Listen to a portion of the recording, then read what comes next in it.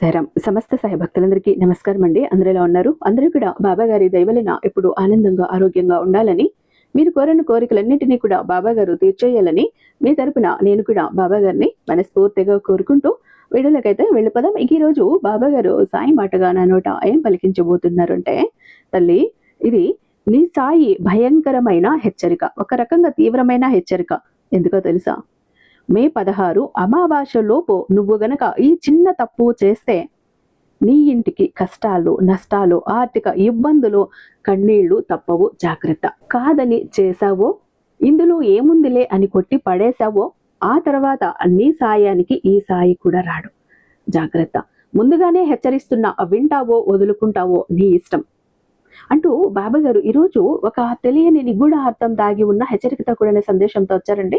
బాబా గారి మాటలు వెనుకున్న అర్థం పరమార్థం ఏంటో ఖచ్చితంగా తెలుసుకోవాలంటే వీడియోని ఎక్కడా స్కిప్ చేయకుండా, మిస్ చేయకుండా చివరి దాకా చూడండి. ఇక మనకు తెలిసిన గురువు గారండి, ఎంతో నమ్మకమైన గురువు గారండి. నాకు ఏదైనా ప్రాబ్లం వచ్చినా, నా రిలేటివ్స్ కి, నా ఫ్రెండ్స్ కి ఏదైనా ప్రాబ్లం వచ్చినా గురువు గారిని కాంటాక్ట్ అవుతూ ఉంటాము. ఎంతటి మొండి సమస్యలు ఉన్నా కూడా పూజల ద్వారానే ఆ కష్టాల నుంచి ఎంతో మందిని బయటపడేశారు. ఎంతో మంది జీవితాల్లో వెలుగులు నింపారు. నిజానికి చెప్పాలంటే కష్టాలను పారద్రోలి సంతోషాలను నింపారు అలాంటి ఒక గురూజీ. శ్రీ షిరిడి సాయి ఆశీస్సులతో జ్యోతిష్యం చెప్తారండి గురూజీ సుబ్రహ్మణ్య రాజు గారు. నెంబర్ 1 వశీకరణ స్పెషలిస్ట్. వీరు మొబైల్ నెంబర్ 966987 మీకు ఎలాంటి ప్రాబ్లమ్స్ ఉన్నా కూడా ఫోన్ ద్వారా వివరించి చెప్తే చాలు, పూజల ద్వారా చక్కటి పరిహారాలు అందిస్తారు. తక్కువ సమయంలో మిమ్మల్ని బయటపడేస్తారు. ఎంతటి మొండి సమస్యలకైనా వాటికి తగ్గ పరిష్కారాలు ఈయన అరచేతిలో ఉన్నాయి. జ్యోతిష్యం చెప్పటం అంటే కొట్టిన పిండి ఈయనకి. 60 ఏళ్ల అనుభవం ఉన్న దైవశక్తి కలిగిన గురూజీ. ప్రేమ, పెళ్లి, ఉద్యోగం, రాజకీయం, విదేశీ ప్రయాణం, ధనం నిలకడగా లేకపోవటం, భార్యాభర్తల మధ్య గొడవలు, ఆస్తి తగాదాలు, అప్పుల బాధలు, స్త్రీ పురుషులకు ఎటువంటి గుప్త సమస్యలున్నా నెంబర్ 1 వశీకరణ స్పెషలిస్ట్. అలాగే మీ ఇంటి మీద చెడు ప్రయోగం జరిగి ఉన్న నరదృష్టి, నరఘోష, సంతాన సమస్యలు, మానసిక సమస్యలు, గుప్త సమస్యలు, భార్యాభర్తల మధ్య, లవర్స్ మధ్య అనుమానాలు, అపార్థాలున్నా, థర్డ్ పర్సన్ ఉన్నా, అత్తగొడల మధ్య సఖ్యత లేకపోయినా ప్రతి ప్రాబ్లం కి చక్కటి సొల్యూషన్ ఇస్తున్నారండి.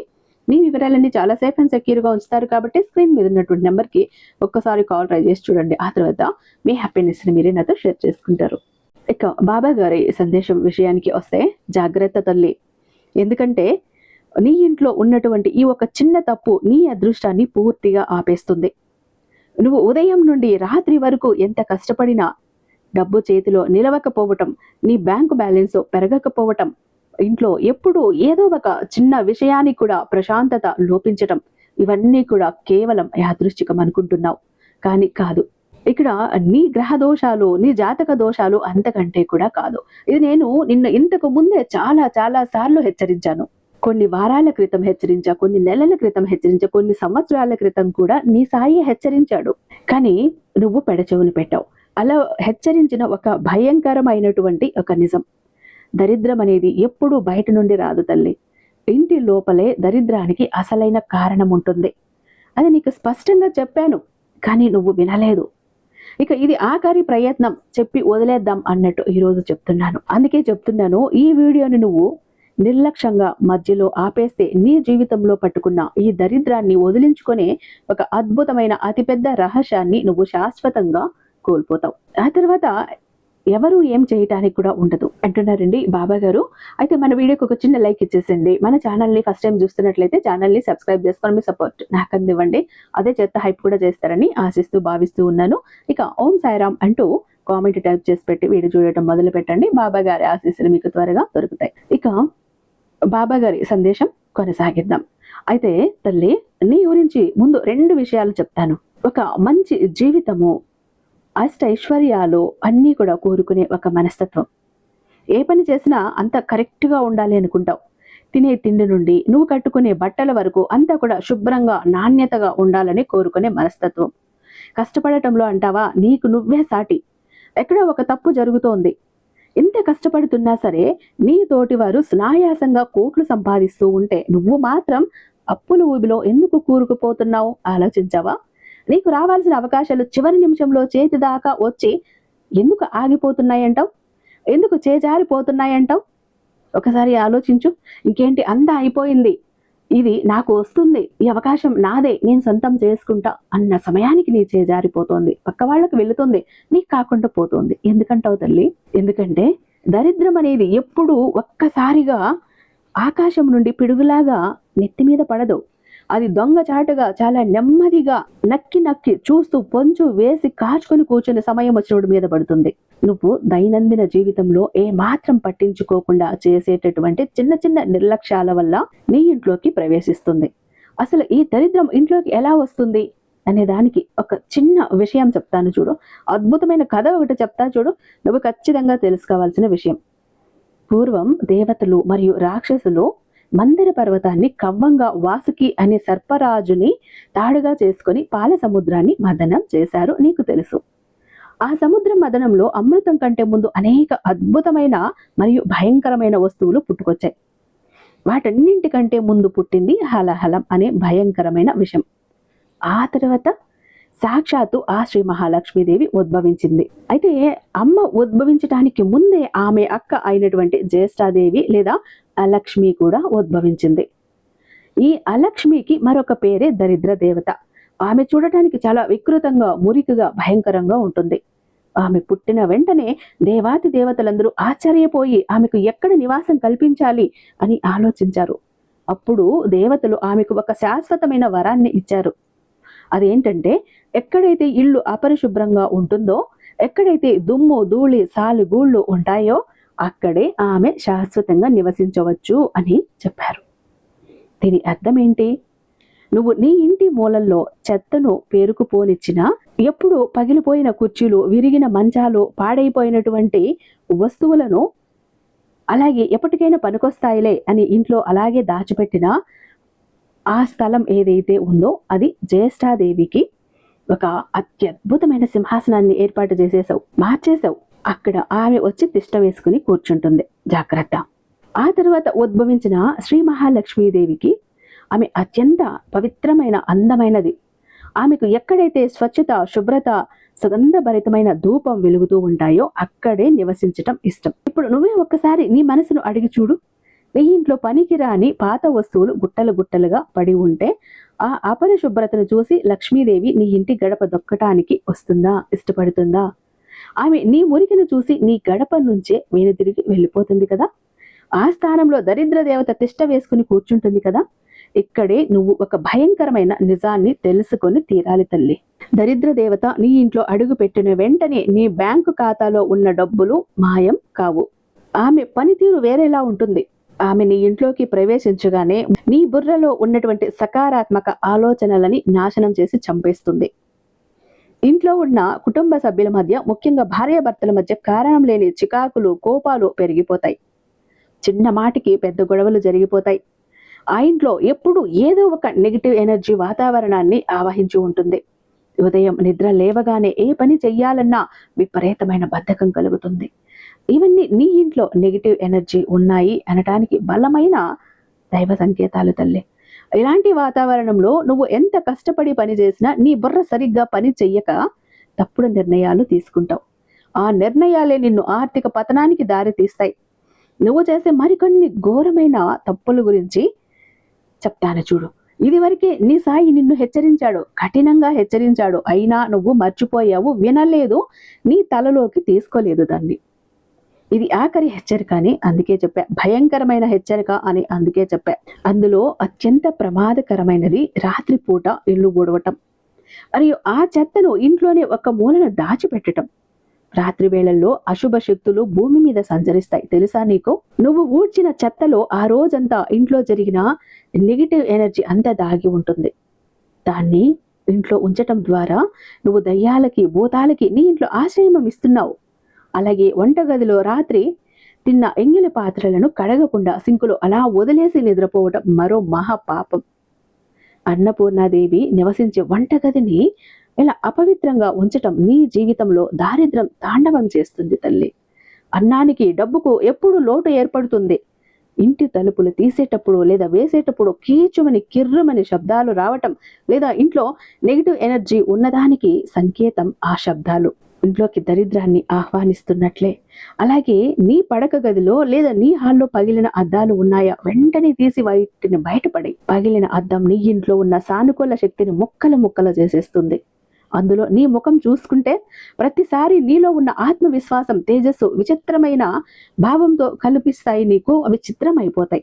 గోడకు తగిలించిన గడియారం ఆగిపోకుండా ఉందా? అయితే నీ కాలం, నీ అదృష్టం, నీ పురోగతి కూడా అక్కడికక్కడే ఆగిపోతాయి. గడియారం అనేది కాలానికి ప్రతీక అని ఎప్పుడు అది నడుస్తూనే ఉండాలి. నీ సాయి చాలా సార్లు హెచ్చరించాడు. ఇది ఆఖరి హెచ్చరిక. అది పని చేయలేదా? కొత్త బ్యాటరీ వేయి, లేదా తీసి బయటపడేయి. కానీ ఆగిపోయిన గడియారాన్ని గోడకు ఉంచటం నీ చేజేతులరా నీ భవిష్యత్తును ఆపుకోవటమే. అలాగే చిరిగిపోయిన పాత బట్టలు, పాత చెప్పులు ఇంట్లో మూలన పడేయకు. వాడకపోయినా సరే ఎవరికైనా ఇచ్చేయి, లేదా బయట డస్ట్బిన్ లో పడే. ఈ వస్తువులన్నీ శని భగవానుడికి, రాహువుకి ప్రీతికరమైనవి. ఈ గ్రహాల ప్రభావం నీపై పడితే నువ్వు జీవితంలో పైకి రావటం అసాధ్యం. ఇక్కడ వరకు నేను చెప్పిన విషయాలు నీ జీవితంలో ఖచ్చితంగా జరుగుతున్నాయి. చూడు తల్లి, గమనించు. నువ్వు కూడా ఈ కష్టాలను అనుభవిస్తున్నావు. ఇప్పుడు నువ్వు నిజానికి నిర్భయంగా ఈ నిజాన్ని ఒప్పుకునే ధైర్యం ఉంటే, నిజమే బాబా, ఇలా జరుగుతోంది నా ఇంట్లో, అందుకే ఇన్ని కష్టాలు పడుతున్నా అంటూ నిజాన్ని నిర్భయంగా ఇక్కడ రాయి. ఆ కష్టాలన్నింటినీ నేను పటాపంచలు చేస్తాను. నువ్వు అంగీకరిస్తున్నావని, ఆ తప్పుని సరిదిద్దుకొని నీ అదృష్టాన్ని మళ్ళీ వెనక్కు తెచ్చుకోవటానికి నువ్వు పూర్తిగా సిద్ధంగా ఉన్నావని ఇక్కడ అర్థం. ఎంత చీకటి రాత్రి అయినా సరే సూర్యోదయం రాకమానదు కదా. ఈ దరిద్రం నుండి బయటపడటానికి, నీ అదృష్టం రాకెట్ లాగా దూసుకుపోయేలా చేయటానికి ఒక అద్భుతమైన మరియు అత్యంత శక్తివంతమైన ఒక ఉపాయం చెప్తాను తల్లి. ఈ ఉపాయాన్ని శ్రద్ధగా విను. ఈ రోజే, ఈ క్షణమే ఒక దృఢ నిశ్చయానికి రా. రేపు ఉదయాన్నే సూర్యోదయానికి ముందే నిద్రలే. నీ ఇంటిని, దేవుడి గదిని శుభ్రం చేసినట్టుగా అణువణువు శుభ్రం చేసేయి. నీ ఇంట్లో ఎక్కడెక్కడ పనికిరాని వస్తువులు, పగిలిన వస్తువులు, పాత బట్టలు ఉన్నాయో వాటన్నిటిని వెతికి వెతికి తీసి ఒక సంచిలో వేసి నిర్దాక్షణ్యంగా ఇంటి నుండి బయటపడి వాటి మీద ఉన్న పిచ్చి మమకారాన్ని చంపేయి. పాతది పోతేనే కొత్తది వస్తుంది అన్న ప్రకృతి నియమాన్ని గుర్తించుకో. ఈ సమయంలో నువ్వు చేయవలసిన ఒక ముఖ్యమైన పని ఏంటో తెలుసా? నువ్వు ఈ వీడియో చూస్తున్నప్పుడు నీ మనసులో ఏవైనా బరువుగా అనిపిస్తే, లేదా నీపై ఉన్న దైవశక్తిని నువ్వు బలంగా నమ్ముతుంటే ఇప్పుడే ఇక్కడ చెప్పు, ఓం సాయిరామ్ అంటూ ఇక్కడ కామెంట్ టైప్ చేయి. నువ్వు అలా టైప్ చెయ్యగానే, నువ్వు అలా నీ సాయి నామాన్ని స్మరించగానే నీలో ఉన్న ప్రతికూల ఆలోచనలన్నీ మటమాయమైపోతాయి. నీ ఇంట్లో పేరుకుపోయిన దారిద్ర్యం మొత్తం ఒక్కసారి పటాపంచులైపోతుంది. దైవ ప్రార్థనకు మించిన ఆయుధం ఈ సృష్టిలో మరొక్కటి లేదు. ఇప్పుడు నేను చెప్పబోయేది నీ ఇల్లు తుడిచేటప్పుడు పాటించాల్సిన ఒక అద్భుతమైన ఒక ఉపాయం. ఇల్లు తుడిచే నీటిలో ఒక గుప్పెడు కల్లుప్పు వేసి, సముద్రపు ఉప్పు వేసి, చిటికుడు పసుపు వేసి బాగా కలుపు. సముద్రపు ఉప్పులో అపారమైన శక్తి దాగి ఉంటుంది. గాలిలో ఉన్న, నేల మీద ఉన్న నెగిటివ్ వైబ్రేషన్స్, దుష్ట శక్తులని, అలాగే క్రిమి కీటకాలని నాశనం చేసే ఒక సహజ సిద్ధమైన శక్తి ఉప్పుకు ఉంది. పసుపు అనేది లక్ష్మీదేవికి ప్రతిరూపం. మరియు ఇది ఒక గొప్ప వస్తువు. నీటిలో ఈ వస్తువులను వేసి నువ్వు ఇంటిని తుడిచావు అంటే ఎంత ఆహ్లాదకరమైన వాతావరణం ఏర్పడుతుందో నువ్వే చూస్తావు. ఇంట్లోకి రాగానే ఒక దేవాలయంలో అడుగు పెట్టినంత ప్రశాంతత, ఒక ఆహ్లాదం నీ మనసుకు కలుగుతాయి. నీలో ఉన్న కోపం, చిరాకు మొత్తం మాయమైపోతాయి. ఇది కేవలం మాట కాదు, వందల సంవత్సరాలుగా కూడా నీ పెద్దవాళ్ళు ఆచరించారు, అద్భుతమైన ఫలితాలు పొందారు.